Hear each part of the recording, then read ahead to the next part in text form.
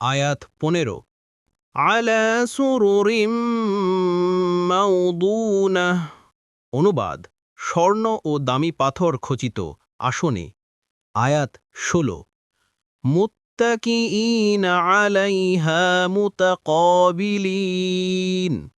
অনুবাদ তারা হেলান দিয়ে বসবে পরস্পর মুখোমুখি হয়ে। ১ নং ফুটনোটের বিবরণ।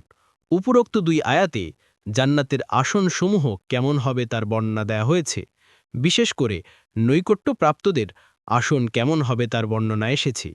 জান্নাতের অট্টালিকাসমূহ, তার বাগানসমূহে বসার জায়গা কিভাবে চিত্ত আকর্ষকভাবে সাজানো হয়েছে, পবিত্র কোরআনের বিভিন্ন স্থানে তার বিবরণ এসেছে।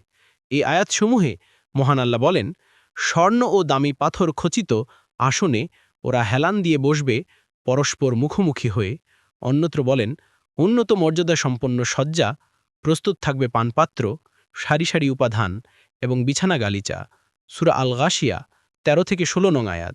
আরও বলেন, তারা হেলান দিয়ে বসবে পুরো রেশমের আস্তর বিশিষ্ট ফরাসে, ২ উদ্যানের ফল হবে কাছাকাছি। সূরা আর রহমান ৫৪ নং আয়াত।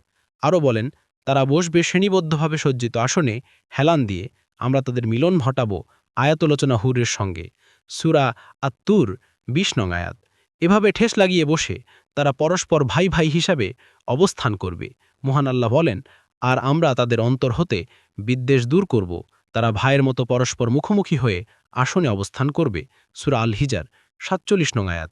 ওরা হেলান দিয়ে বসবে সবুজ তাকিয়ায় ও সুন্দর গালিচায়। সূরা আর রহমান ৭৬ নং আয়াত। সেখানে সমাসীন হবে সুসজ্জিত আসনে।